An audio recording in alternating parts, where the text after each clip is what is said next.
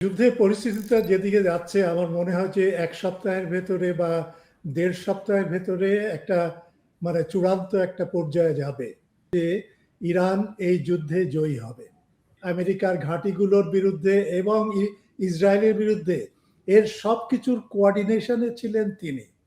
Iran যেভাবে যখনই আক্রমণ করছে, হিজবুল্লাহ ঠিক সেইভাবে পাশাপাশি আক্রমণটা করছে। ট্রাম্প এই যুদ্ধটা শুরু করেছে কেবলমাত্র ইসরায়েলের কারণে। যে ডোনাল্ড ট্রাম্প যে সমস্ত কথা বলেন তার অধিকাংশই হচ্ছে মিথ্যা। আমেরিকা বুঝতে পারছে যে চীন এবং রাশিয়া যে স্ট্র্যাটেজি অনুসরণ করে তাকে দুর্বল করার চেষ্টা করছে, সে তার সামনে তার কোনো পথ নেই। চর্চা ডিকোডে স্বাগত। ইরান নিয়ে আলোচনার জন্য আমাদের সঙ্গে আজ আছেন অধ্যাপক বদরুল আলম খান। সিডনি থেকে তিনি আমাদের সঙ্গে যুক্ত হয়েছেন। অধ্যাপক খান, আপনাকে স্বাগত। আপনাকে অনেক ধন্যবাদ আমাকে আপনার অনুষ্ঠানে নেওয়ার জন্য, এবং আপনার দর্শক এবং শ্রোতাদের আমার পক্ষ থেকে অনেক ধন্যবাদ। তাদের মন্তব্য আমি পড়ি এবং মন্তব্যগুলো আসলেই অত্যন্ত গঠনমূলক, এবং এটাই প্রয়োজন, এবং এটাই এই যে আদান প্রদান হচ্ছে আমাদের ভেতরে, এটা এর মূল্য যে কতটুকু সেটা কল্পনা করা যায় না। সুতরাং আপনারা আপনাদের মন্তব্য রেখে যাবেন এবং আমি সেগুলো দেখব, এবং সেইভাবে আমার উপস্থাপনাটাও সেইভাবে আমি গুছিয়ে নিব। তো আপনাদের আর একবার ধন্যবাদ এবং শুভেচ্ছা জানিয়ে শুরু করি। হ্যাঁ, চর্চার পক্ষ থেকেও এই দর্শক শ্রোতা সবাইকেই ধন্যবাদ, একই কারণে, কারণ তারা আমাদেরকেও সহযোগিতা করেন অনুষ্ঠান তৈরি করার জন্য বা তাদের মন্তব্যের মাধ্যমে। তো আমরা যে বিষয়টাই আজকে কথা বলতে চাচ্ছিলাম ইরান নিয়ে। ইরানের আজ যুদ্ধের 19তম দিন, প্রায় 3 সপ্তাহ কিন্তু পার হতে চললো। তো যুদ্ধের আসলে সর্বশেষ পরিস্থিতিটা কি, কোন দিকে যাচ্ছে? আচ্ছা, যুদ্ধের পরিস্থিতিটা যেদিকে যাচ্ছে আমার মনে হয় যে এক সপ্তাহের ভেতরে বা দেড় সপ্তাহের ভেতরে একটা চূড়ান্ত একটা পর্যায়ে যাবে, এবং তার যেটাকে আমরা বলি বিল্ড আপ, সেই বিল্ড আপটা চলছে। এবং আমি দৃঢ়ভাবে মনে করি যে আমরা কিন্তু একটা সাম্রাজ্যের সাথে যুদ্ধ করছি। ইরান যুদ্ধ করছে একটা সাম্রাজ্যের সাথে। তার ক্ষমতার অপরিসীম ক্ষমতা বলতে পারি, এবং তার নৌবাহিনী থেকে শুরু করে বিমান বাহিনীর যে বহর, সেটা এমনকি চীনের থেকেও বড়, বেশি, রাশিয়ার থেকেও বেশি। সুতরাং ইরান যে এককভাবে এটাকে মোকাবেলা করছে, এবং তার যে বন্ধু বান্ধব যেটা আছে, রাশিয়া এবং চীন বিশেষ করে, এবং শিয়া যে 300 মিলিয়ন শিয়া পৃথিবীতে আছে, সব মিলিয়েই ইরানকে কিন্তু সাংঘাতিক রকমের একটা মোকাবেলা করতে হচ্ছে, একটা প্রচন্ড একটা সেই রাবণীয় শক্তির বিরুদ্ধে। সুতরাং এইখানে নানা ওঠাপড়া করবে, নানা ধরনের বিচলতা থাকবে, নানা ধরনের ঘাত প্রতিঘাত থাকবে, কিন্তু আলটিমেট যেটা আমি মনে করি, এখনো বিশ্বাস করি যে ইরান এই যুদ্ধে জয়ী হবে। এখন যে সমস্ত ঘটনাগুলো ইতিমধ্যে এই 24 ঘন্টার ভেতরে ঘটে গেছে, তার ভেতরে একটা প্রধান হচ্ছে যে ইরানের জাতীয় নিরাপত্তা কমিটির যিনি প্রধান, আলী লারিজানি, তাকে বিমান হামলায় তাকে ইসরায়েলি বিমান হামলায় তাকে মেরে ফেলে, তিনি নিহত হন। সেই সাথে আরো একজন নিহত হয়েছেন, এই দুইজনের খবর আমরা জানি। সুতরাং এইটা নিয়ে এখন পশ্চিমা বিশ্বে বেশ তোলপাড় হচ্ছে, এবং পশ্চিমা বিশ্ব এটাতে অত্যন্ত খুশি, ইসরায়েলও অনেক খুশি। লারিজানি কিন্তু অত্যন্ত গুরুত্বপূর্ণ একজন ব্যক্তিত্ব। তিনি কেবল সামরিক দিক থেকে একজন গুরুত্বপূর্ণ ব্যক্তিত্ব না, তিনি কিন্তু একজন বড় কূটনীতিক, এবং যদি পশ্চিমা দর্শন সম্পর্কে যদি তার সাথে আপনি আলাপ করার সুযোগ হতো, তাহলে আপনি দেখতেন যে তার কি গভীর জ্ঞান। এবং আমরা তো ইরানের নেতা নেত্রীদের সম্পর্কে তো কোনো খবর আমরা সেইভাবে বিশ্বে প্রচার হয় না, কিন্তু এরা এক একজন কিন্তু অত্যন্ত গভীরভাবে বুদ্ধিসম্পন্ন এবং অত্যন্ত জ্ঞান সম্পন্ন মানুষ, এবং আলী লারিজানি ছিলেন সেই রকম একজন। তিনি একজন কূটনীতিক ছিলেন। ইরানের সাথে যে সমস্ত পশ্চিমা বিশ্বের যে সমস্ত আলাপ আলোচনা হয়েছে, কূটনৈতিক আলোচনা বিশেষ করে, সেখানে লারিজানি ছিলেন কিন্তু একজন বড় একটা ব্যক্তিত্ব এবং খুঁটি। তার বয়স ৬৭ বছর। এই ৬৭ বছরে তিনি মারা গেলেন। একটা কারণ এই মারা যাওয়ার পেছনে আমি যেটা দেখি সেটা হচ্ছে যে ৩ দিন আগে প্যালেস্টিনি জনগণের সাথে সংহতি জানানোর একটা বিশাল মিটিং হয় এবং শোভাযাত্রা হয় তেহরান শহরে, ইরানের রাজধানীতে। এবং সেখানে ইরানের নেতৃবৃন্দ বেশ কয়েকজন, বিশেষ করে ৩ থেকে ৪ জন, তারা কিন্তু ওই মিটিংয়ে এবং শোভাযাত্রায় অংশ নেয়। এবং সেই অংশ নেওয়ার ভেতরে একজন ছিলেন আলী লারিজানি। সুতরাং এটা আমার মনে হয় যে ইসরায়েল এবং আমেরিকা তাকে ফলো করেছে এবং তার গন্তব্যস্থান কোথায় সেটা তারা ট্রেস করতে পেরেছে এবং তারপরে এই বিমান হামলা হয়।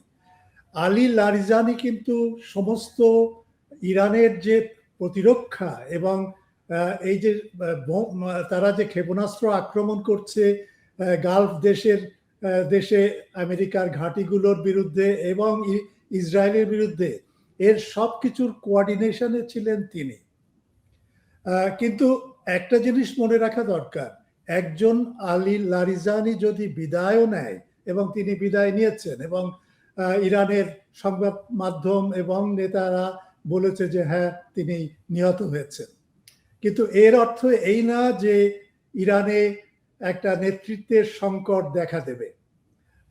আপনারা লক্ষ্য করে দেখেন যে সঙ্গে সঙ্গে কিন্তু তারা লারিজানির একজন মানে উত্তরাধিকার হিসেবে আরেকজনকে তারা নিয়োগ করেছে, তার উপরে দায়িত্ব দেওয়া হয়েছে এবং সমস্ত ব্যবস্থাটা কিন্তু সচলই আছে।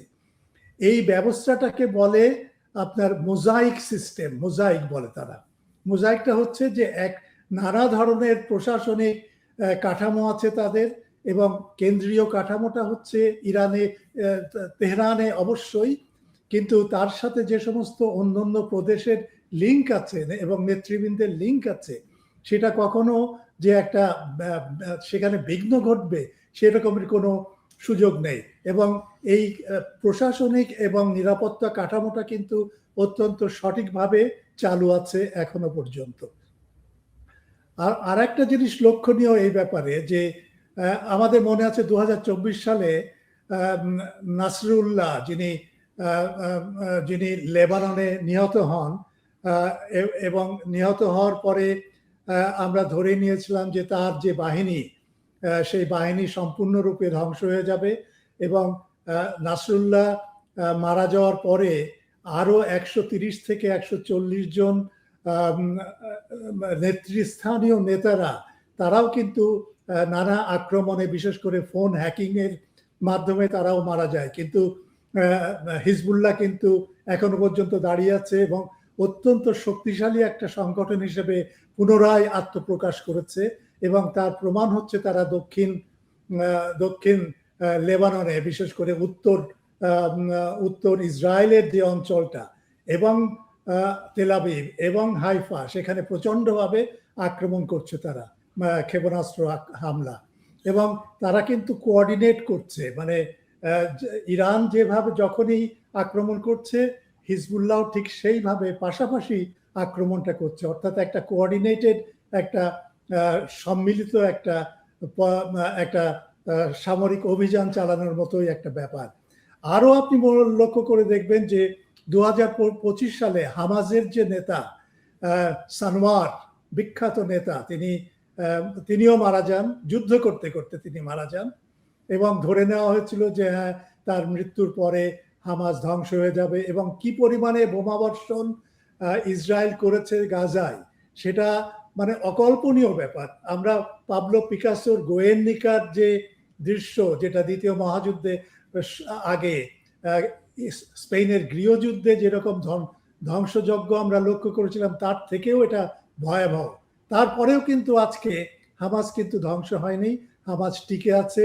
এবং এখনো বিশেষজ্ঞদের মতে ৪০,০০০ একটা বাহিনী নিয়ে হামাস যুদ্ধের জন্য প্রস্তুত হচ্ছে।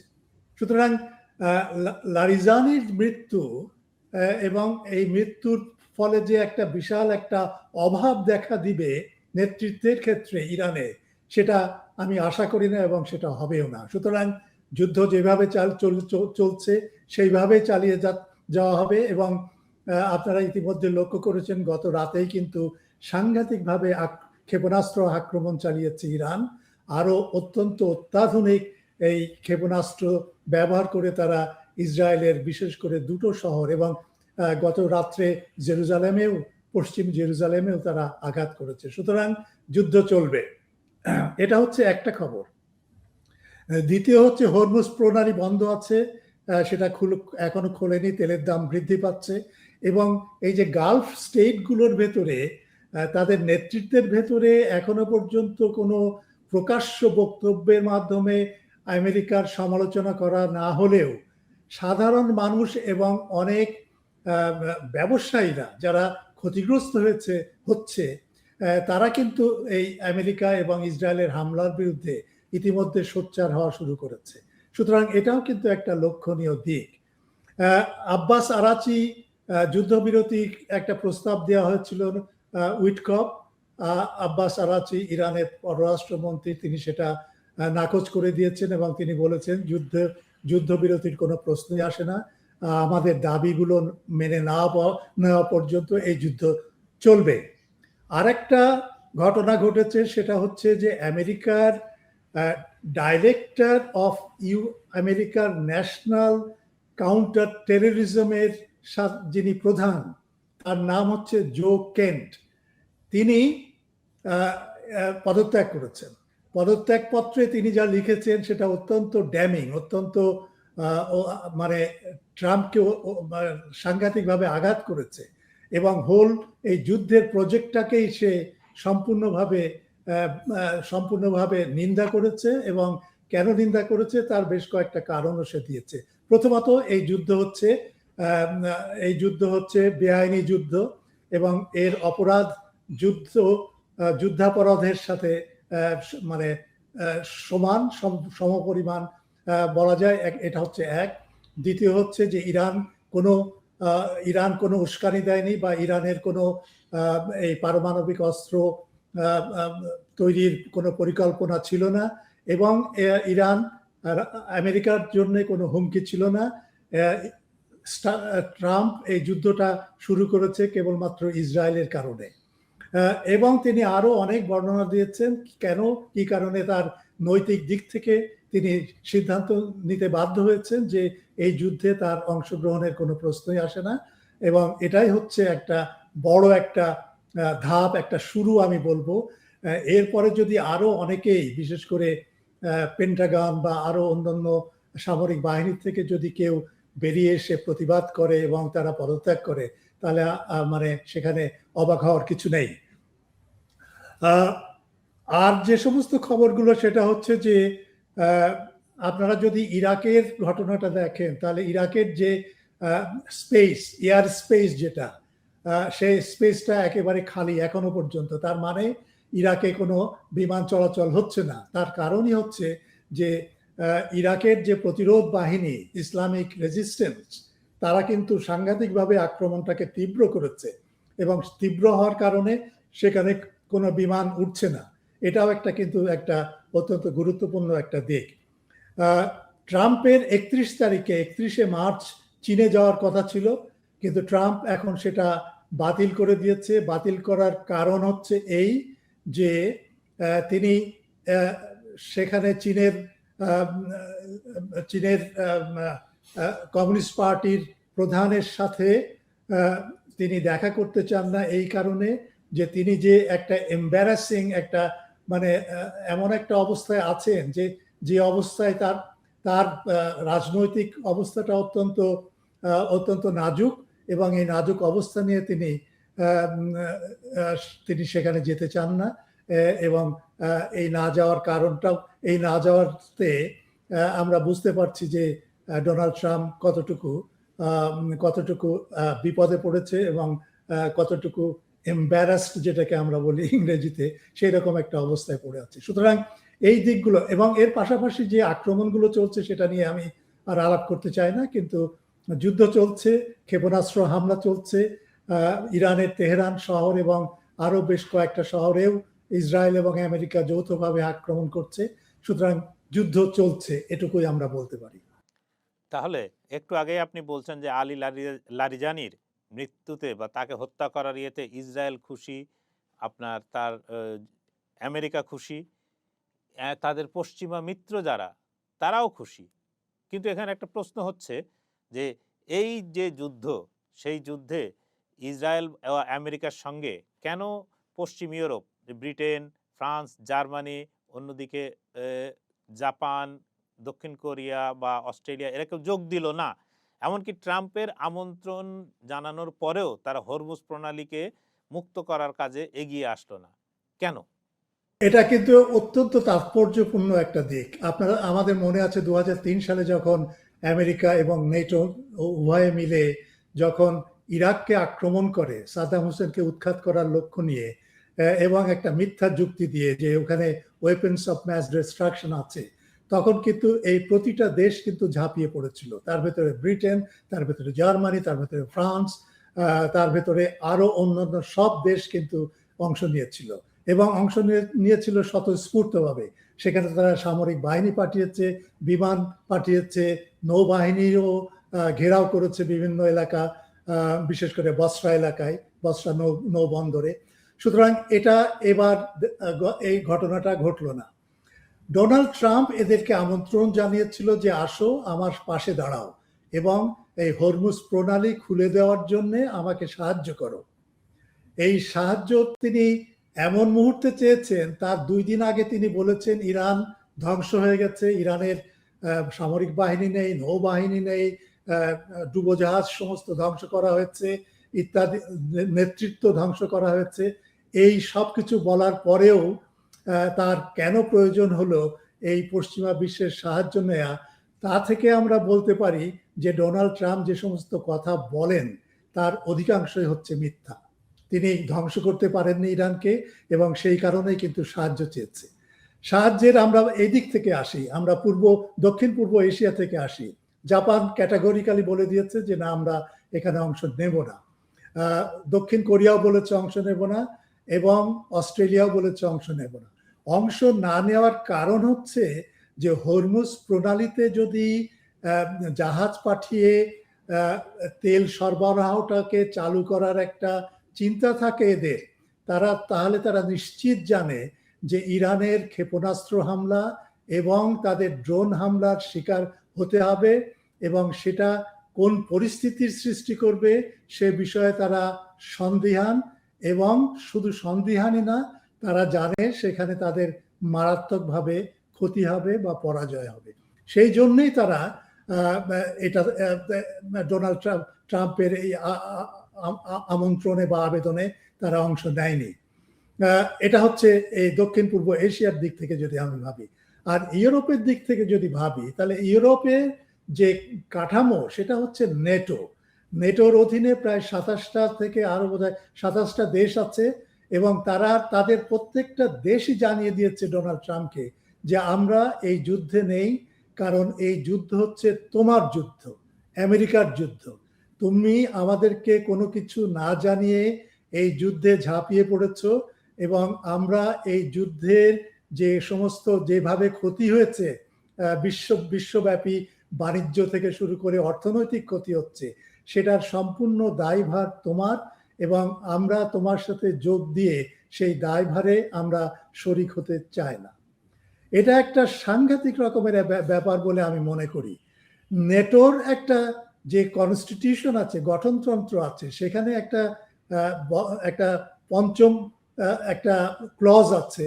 সেই ক্লজে বলা আছে যে যদি নেটোর কোনো দেশ আক্রান্ত হয় তাহলে অন্যান্য সব দেশ তাকে সাহায্যের জন্য এগিয়ে আসবে এবং সেই সাহায্য হতে পারে সামরিক, সে সাহায্য হতে পারে অর্থনৈতিক থেকে শুরু করে অন্যান্য। কিন্তু আক্রমণটা তো করেছে আমেরিকাকে তো কেউ আক্রমণ করেনি। সুতরাং এখানে তারা এটা উপলব্ধি করতে পেরেছে যে, এবং আগুনে ঝাঁপ দেয়নি যে তারা অন্ধ হয়ে, এটাই হচ্ছে একটা সবচেয়ে একটা তাৎপর্যপূর্ণ দিক বলে আমি মনে করি। এবং তাছাড়া আরেকটা দিক আপনি লক্ষ্য করে দেখেন, এই ডোনাল্ড ট্রাম্পের দ্বিতীয়বার যখন প্রেসিডেন্ট হয়ে তিনি আসলেন, তখন থেকেই কিন্তু প্রতিটি পদক্ষেপে প্রত্যেকটা নেতাকে ডোনাল্ড ট্রাম্প হেয় প্রতিপন্ন করেছে, অপমান করেছে। যদিও এই সমস্ত নেতারা তাকে সন্তুষ্ট রাখার জন্য এমন কিছু নেই যেটা তারা করেনি। এমনকি ডোনাল্ড ট্রাম্পকে ড্যাডি বলেও তাকে মানে সন্তুষ্ট করার চেষ্টা করেছিল ন্যাটোর জেনারেল সেক্রেটারি। সুতরাং এই যে আঘাত যেগুলো পেয়েছে তারা, অপমানসূচক আঘাত, এবং তার সাথে আরো যে সমস্ত জিনিস যুক্ত আছে, তার কারণে তারা এইবার একটা সিদ্ধান্ত নিয়েছে যে ডোনাল্ড ট্রাম্প যাই বলুক না কেন তার সাথে আমরা নেই। আর একটা লক্ষণীয় দিক হচ্ছে যে যে ইউক্রেনে যে যুদ্ধটা চলছে সেটা কিন্তু আরো অনেক বেশি তাৎপর্যপূর্ণ, কারণ এই যুদ্ধটা আমেরিকায় বাঁধিয়েছিল এবং তারকে সহায়তা করেছিল ইউরোপের সমস্ত দেশ, পশ্চিমা বিশ্ব যাকে আমি বলি। সুতরাং ইউক্রেনে থেকে ডোনাল্ড ট্রাম্প যে কিছুটা পিছু হটে এখন সাহায্য প্রায় বন্ধ করে দিয়েছে এবং এই ইউক্রেন প্রজেক্ট থেকে সে গুটিয়ে নিচ্ছে, এটাও কিন্তু ইউরোপের দেশগুলো কিন্তু পছন্দ করছে না। সুতরাং আর একটা জিনিস হচ্ছে যে পদাতিক বাহিনী পাঠিয়ে হরমুজ প্রণালী খোলা, এটা কিন্তু সাংঘাতিক একটা ঝুঁকিপূর্ণ একটা দিক। কারণ এই কারণে যদি ধরেই নেই যে ২৫০০ মার্কিন সেনা যদি ওই খার্ক দ্বীপে, ধরেই নিলাম যে হ্যাঁ তারা সেখানে গেল, খার্ক দ্বীপ তো খুব একটা বড় না, এবং খার্ক দ্বীপ থেকে ইরানের উপকূল হচ্ছে আরো অল্প দূরত্বের, যেমন কত 10 কিলোমিটার বা 5 থেকে 7 কিলোমিটারের বেশি না, এমনকি তার থেকেও অল্প। সুতরাং ওইখানে যদি আমেরিকান সোলজাররা থাকে, তাদের লজিস্টিক্স, তাদের খাবার দাবার কোথা থেকে আসবে? অবশ্যই হরমুজ প্রণালী ব্যবহার করে। তার মানে হচ্ছে ডাইরেক্টলি এই সৈন্যগুলো এবং যে জাহাজগুলোকে চলাচলের জন্য তারা গেছে সেখানে, সেই জাহাজগুলো ইরানের ক্ষেপণাস্ত্র হামলা এবং ড্রোন হামলার শিকার হবে, এবং এই সৈন্যরাও ঠিক একইভাবে ইরানের হামলার শিকার হবে। সুতরাং এটা একটা সাংঘাতিক রকমের বিপজ্জনক একটা এবং ঝুঁকিপূর্ণ একটা সিদ্ধান্ত যদি ট্রাম্প নিয়ে থাকে, সেখানে সৈন্য অবতরণ করে, সে হেলিকপ্টার দিয়েই হোক আর প্যারাশুট দিয়েই হোক না কেন, সৈন্য নামানোর যদি চেষ্টা করে, তাহলে সেটা হবে একটা মারাত্মক একটা দিক। তাহলে আছে কি, মানে বিকল্প কি হতে পারে ডোনাল্ড ট্রাম্পের?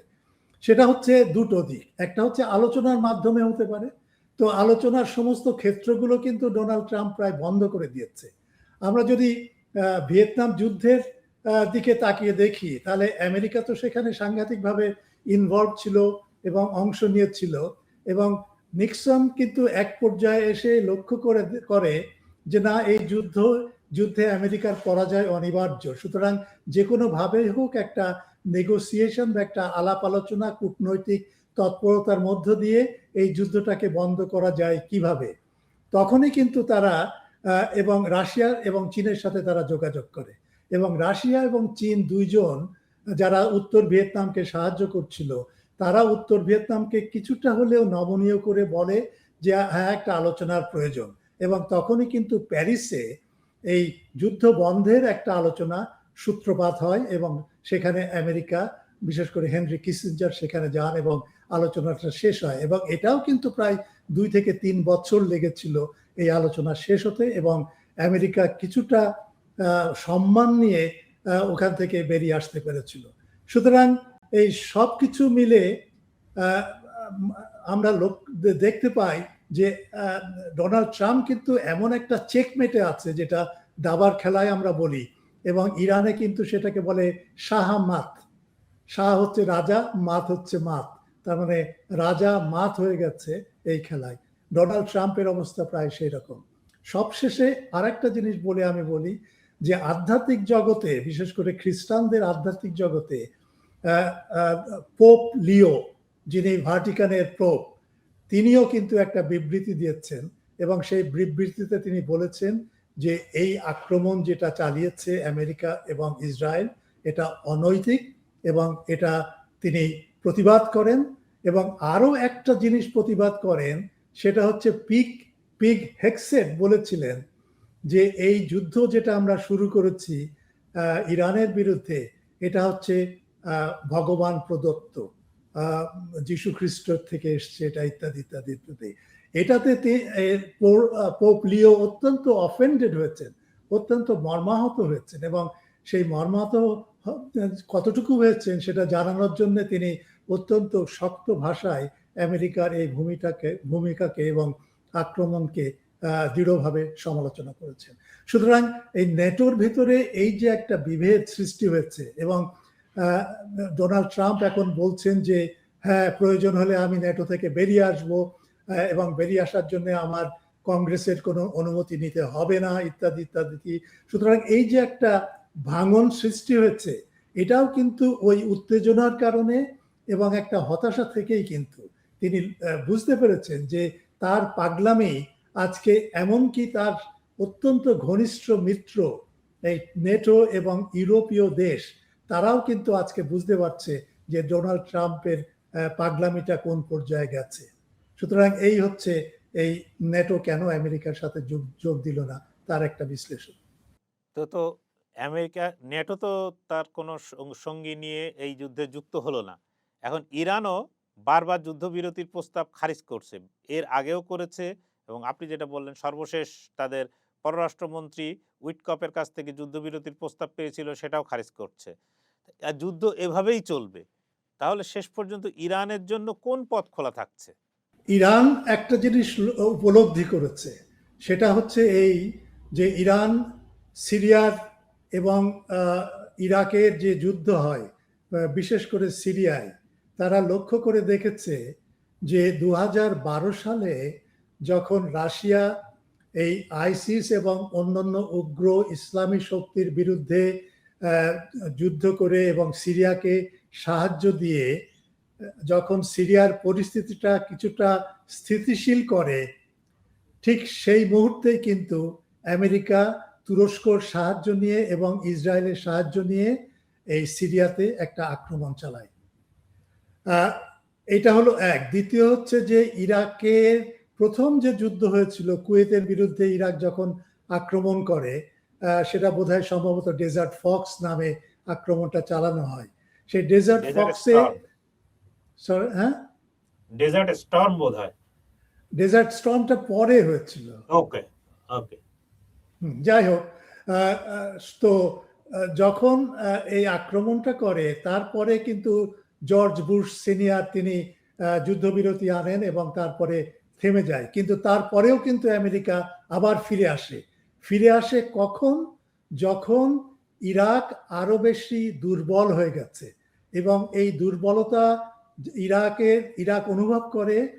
একটা হচ্ছে যে কুয়েতের বিরুদ্ধে যুদ্ধ করে অনেক ক্ষয়ক্ষতি হয় তার, আর একটা হচ্ছে যে ইরাকের বিরুদ্ধে সম্মিলিতভাবে পশ্চিমা বিশ্ব এবং আমেরিকা নানা ধরনের নিষেধাজ্ঞা আরোপ করে। এমনকি বাচ্চাদের যে দুধ, যেটা গুঁড়ো দুধ, তার উপরেও নিষেধাজ্ঞা আরোপ করে, এবং কয়েক লক্ষ শিশু এর কারণে মারা যায়। সুতরাং এইভাবে ইরাককে দুর্বল করে ফেলে, ঠিক এইভাবেই কিন্তু সিরিয়াকেও দুর্বল করে ফেলে। তার মানে হচ্ছে যে এই দুর্বল করে তারপরে একটা আঘাত করে এটাকে নিয়ন্ত্রণে আনা, এবং সেটাতে উভয় ক্ষেত্রে আমেরিকা সেটাতে সফল হচ্ছে। এই অভিজ্ঞতাটা কিন্তু ইরান নিয়েছে, এবং ইরানও কিন্তু লক্ষ্য করে দেখেছে যে গত বছরের জুন মাসে আলোচনা হচ্ছে, সেই আলোচনার মধ্যে ইসরায়েল আক্রমণ করে তার পারমাণবিক বিজ্ঞানীদের এবং সামরিক বাহিনীর অনেক অফিসারকে এবং রাজনৈতিক নেতৃত্বকে তারা মেরে ফেললো, এবং মেরে ফেলে তারপরে একটা যুদ্ধবিরতি করলো। যুদ্ধবিরতির হলো ভালো কথা, আলাপ আলোচনা আবার শুরু হলো, আবার কিন্তু এখন আবার সে আক্রমণ করে ইরানকে। অর্থাৎ ধাপে ধাপে আমেরিকা কিন্তু এগুচ্ছে, এবং এই ধাপে ধাপে এগিয়ে প্রথমে টার্গেটকে অর্থাৎ ইরানকে একটু নরম করা প্রথম আঘাতে, তারপরে আর এক আঘাতে আরেকটু নরম করা, এবং যখন তারা অনুভব করবে যে ইরানের আর ওই রকম শক্তি সামর্থ্য নেই, তখনই কিন্তু একটা মরণাঘাত এনে ইরানকে সম্পূর্ণভাবে কাবু করবে। এই স্ট্র্যাটেজিটা আমেরিকার এবং পশ্চিমা বিশ্বের, এটা ইরান বুঝে ফেলেছে। সুতরাং ইরান যদি এখন যুদ্ধবিরতিতে যায়, তাহলে ঠিকই যুদ্ধবিরতি হবে, কিন্তু আবার ফিরে আসবে আমেরিকা এবং আবার একটা আক্রমণ চালিয়ে দুর্বল ইরানকে তখন নতজানু করা অনেক সহজ হবে, যদি আমি এখনকার অবস্থার সাথে তুলনা করি। সেই জন্যে ইরান কিন্তু বুঝে গেছে যে এই যুদ্ধবিরতি বা এই সাময়িক যুদ্ধবিরতি দিয়ে এটার কোনো সমাধান হবে না। সমাধান করতে গেলে যে সমস্ত শর্ত ইরান দিয়েছে, 1 নম্বর হচ্ছে গালফ দেশ থেকে আমেরিকার ঘাঁটি সরিয়ে নেওয়া, পারমাণবিক পরীক্ষা নিরীক্ষা করার সম্পূর্ণ স্বাধীনতা দেওয়া ইরানকে, ইরানের উপরে যে সমস্ত বিধিনিষেধ আছে বিশেষ করে বাণিজ্য এবং তেলের উপরে, সেগুলো উঠিয়ে নেওয়া।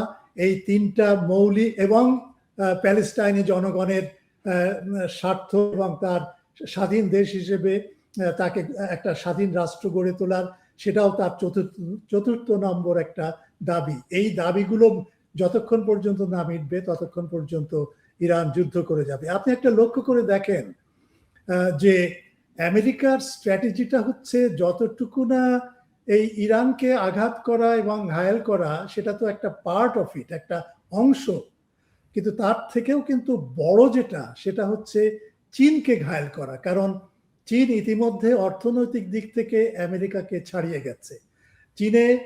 চীন এখন বিশ্বের ম্যানুফ্যাকচারিং বা শিল্প উৎপাদনের সবচেয়ে বড় দেশ, এবং চীনই কিন্তু আজকে আমেরিকার সবচেয়ে বড় হুমকি, আমেরিকার বিরুদ্ধে সবচেয়ে বড় হুমকি।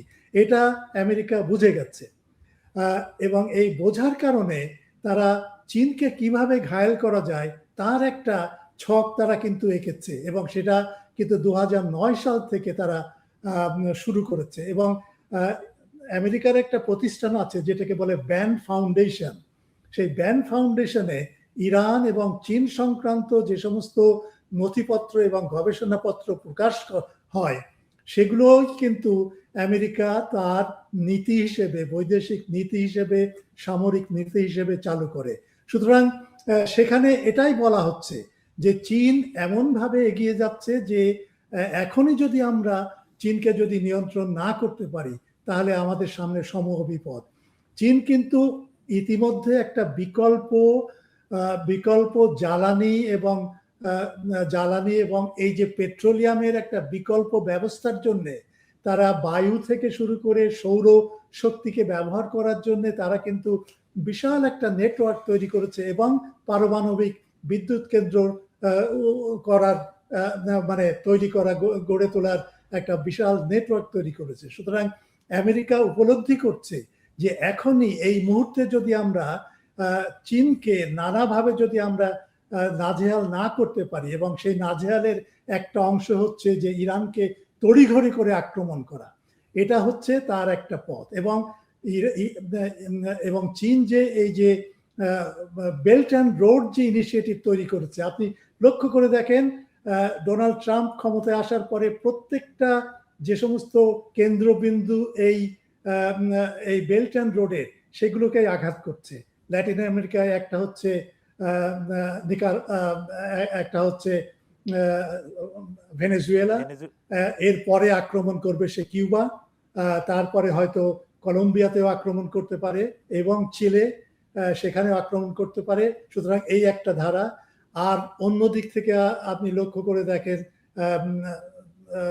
যেটা ইরান হচ্ছে অত্যন্ত শক্তিশালী একটা ঘাঁটি বলা যায়, বা ওই বেল্ট অ্যান্ড রোডের একটা কানেকশন বিন্দু, যোগাযোগ বিন্দু।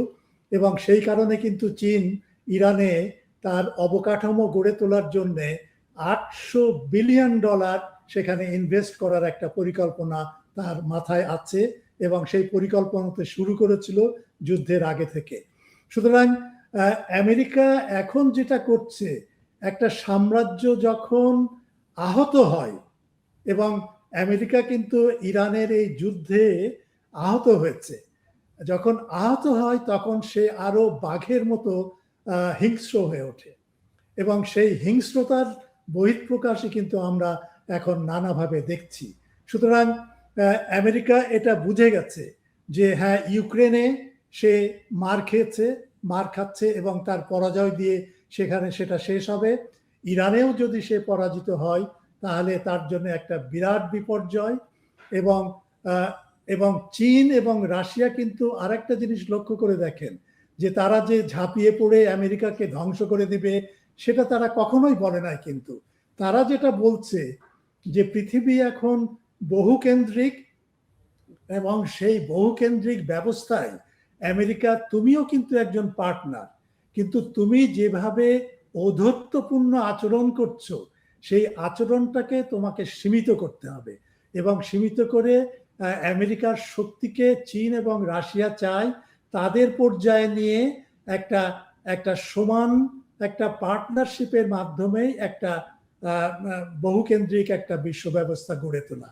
এবং চীন এবং রাশিয়া এখন কখনোই চাইবে না, কেউ যদি প্রশ্ন করে যে চীন এই ফাঁকে কেন তাইওয়ানকে আক্রমণ করছে না, সেটা এই কারণে যে চীন যে উন্নতি সাধন করেছে এই পর্যন্ত, এই 1949 সাল থেকে আজ পর্যন্ত এই 70 বছর বা 70 বছরের কিছু বেশি, এই সময়টায় যে তার অগ্রগতি এবং সে যে আজকে আমেরিকাকে টপকিয়ে এখন বিশ্বের অন্যতম একটা শক্তি হিসেবে আত্মপ্রকাশ করেছে, এটাকে সে ধ্বংস করতে চায় না।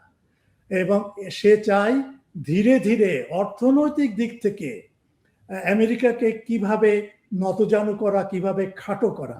এবং তার জন্যে চীন এবং রাশিয়া কিন্তু এই ব্রিক্স নামে যে প্রতিষ্ঠানটা গড়ে তুলেছে এবং সেখানে ডলারের একটা বিকল্প করা এবং বাণিজ্যের একটা বিকল্প করা এবং IMF এবং international monetary fund, world bank, WTO, world trade organisation, এরই একটা বিকল্প ব্যবস্থা গড়ে তুলে তারা আমেরিকার ওই যে প্রচন্ড যে শক্তিটা আজকে আছে সেই শক্তিটাকে নামিয়ে একটু ভূতলে নিয়ে আসা এবং ভূতলে নিয়ে এসে আসো আমরা একটা বহুকেন্দ্রিক একটা বিশ্ব ব্যবস্থা গড়ে তুলি। এটাই হচ্ছে চীন এবং রাশিয়ার স্ট্র্যাটেজি। তারা বোমা মেরে বা পারমাণবিক যুদ্ধের মাধ্যমে আমেরিকাকে ধ্বংস করে দিবে এই রকমের কোনো পরিকল্পনা তাদের নেই। এবং সেই কারণেই কিন্তু আমেরিকা বুঝতে পারছে যে চীন এবং রাশিয়া যে স্ট্র্যাটেজি অনুসরণ করে তাকে দুর্বল করার চেষ্টা করছে, সে তার সামনে তার কোনো পথ নেই। এবং সেই কারণেই আমেরিকা আজকে অত্যন্ত উদ্ধত হয়ে পাগলের মতো আজকে এই সমস্ত ছোট ছোট দেশগুলোকে আক্রমণ করছে, যে দেশগুলো তার পথের কাঁটা। এবং ওই চীন এবং রাশিয়ার যে গ্র্যান্ড যে একটা স্ট্র্যাটেজি আছে, বেল্ট অ্যান্ড রোড, এবং এই যে যোগাযোগ ব্যবস্থা, বাণিজ্যের একটা বড় নেটওয়ার্ক তৈরি করা, সেখানে সে আঘাত করতে চাচ্ছে যুদ্ধের মাধ্যমে। এটাই হচ্ছে আজকে বিশ্ব রাজনীতি এবং বিশ্ব ব্যবস্থার সবচেয়ে বড় ট্রেন্ড এবং প্রবণতা।